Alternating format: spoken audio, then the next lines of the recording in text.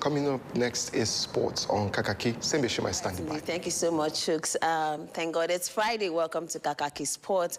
I must say, so much to look forward to precisely around the world of football. Let's start, of course, with the AFCON. It is done and dusted, but there's still news around this competition, that's the tournament, because sanctions have been flying up and down. And also, of course, the Australian Open is still on and running, and we're looking at one of the biggest finals to come on Saturday and Sunday, as Ariana Sabalenka has already picked a ticket to face off Eliana Rybakina, and Novak Djokovic as long as Carlos Alcaraz is waiting for all of that to pan out later today. And also, of course, the Champions League, that's the CAF Champions League, is up for discussion. And then we'll touch on the UEFA Champions League, teams that have qualified and teams that are going into the playoffs, what this means for the various leagues that they are playing for. All that up for discussion this morning, and I'm not here alone.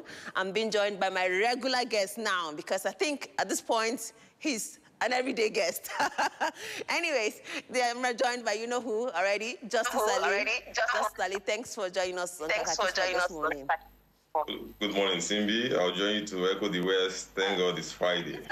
Let's start with the AFCON, of course. It's done and dusted, the 35th edition. Senegal crowned champions. The sanctions that have been issued at first was Algeria. Now we've seen just about yesterday, Senegal and Morocco getting their own sanction. What about $615,000 and $315,000 for host nation Morocco? Your thoughts on these sanctions, and do you think it is deserving of the crimes that were committed, or perhaps a more strict sanctions should have been issued? I love the term you use, crime. Crime against football, crime against fair play. After Algeria were sanctioned, all eyes were, fixed on CAF to see what they would do to not just Senegal, but also Morocco. So whatever, like I said before in one of my videos, whatever is good for the goose should also be good for the gander. So if Algeria can be fined or can be sanctioned for misconduct, and obviously Senegal, at least for making an attempt to work out on the match, bringing the game into disrepute, Morocco too deserves to be sanctioned.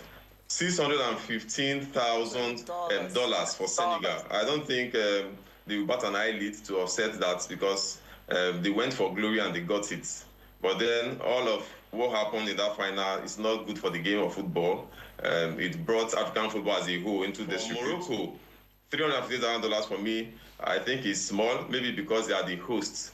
If you're fining Morocco for what happened in the finals, then the question is, are they going to escape for what they did against the Super Eagles of Nigeria? Not because it was against Nigeria, but because the same antecedents or antics we saw by the goalposts of Omar Bali, or by the goalposts of, what's his name? Mendy, the Senegalese goalkeeper. The same thing we saw them doing against Omar Bali.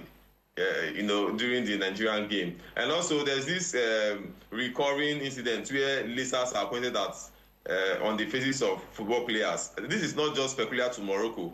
I think it's something that is very common across North African football, even during club matches. So CAF will have to look beyond just the CAF tournament and see if they can do the much they could to stop that, because of course it's blinding, it's distracting to the players on the field of play. So for Morocco, this is to say that that your host does not mean that you should misbehave, as I will put it. Like you use the word crime. It's actually a crime against football. Imagine a football match ongoing and the ball boys are by the goalpost dragging the towel with the assistant goalkeeper of Senegal, even doing so to the extent that they fell into the field of play while the match was ongoing. This is totally unacceptable. And of course, like I said, I think the fine for Morocco is even less than I expected. No, the CAF Champions League is back after the long break from the AFCON. The Rivers United will be going into contention later this weekend. Do you think they stand a chance after this massive setback from the 3 games that have played so far, with 2 games left to be played more?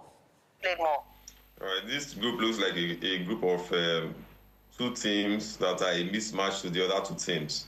Berkane and Pyramid seem to be the superior teams in this group, while Rivers and Dynamo are just there languishing behind.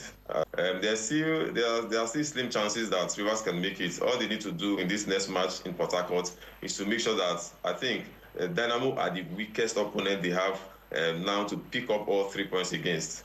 They've gone away and they've gotten a draw away from home.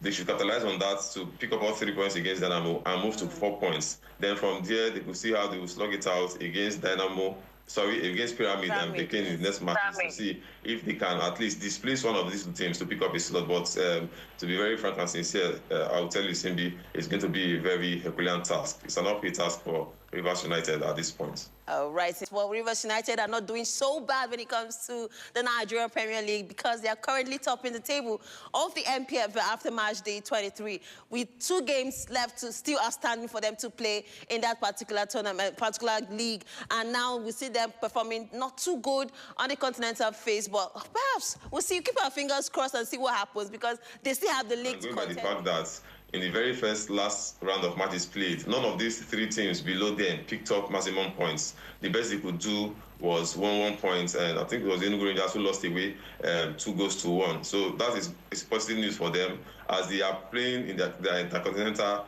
tournament, they would be comfortable knowing that by coming on returning back to home soil, they have this luxury and comfort of playing with less pressure. If they're able to keep their heads cool, I think they'll be able to pick up the NPFL title at the end.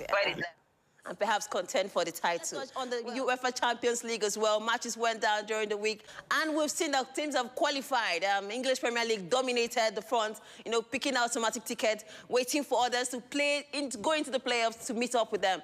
What do you make of these teams that have qualified precisely with the domination by the English Premier League teams? I would say that European football is on the decline, with all seriousness, Simbi. It's worrying to know that the English Premier League that we watch week in, week out, that we're already complaining that the teams are not up and doing. Like, if you take Arsenal out of the teams in the Premier League, you wouldn't really find another team that is very, very impressive this season. It's not Manchester City, not Liverpool, not Chelsea. They've not been very impressive. And so if they find that, pick up slots in the 8 automatic slots for the group stage, it shows that Spanish league, the Italian leagues, in fact, they are. All right.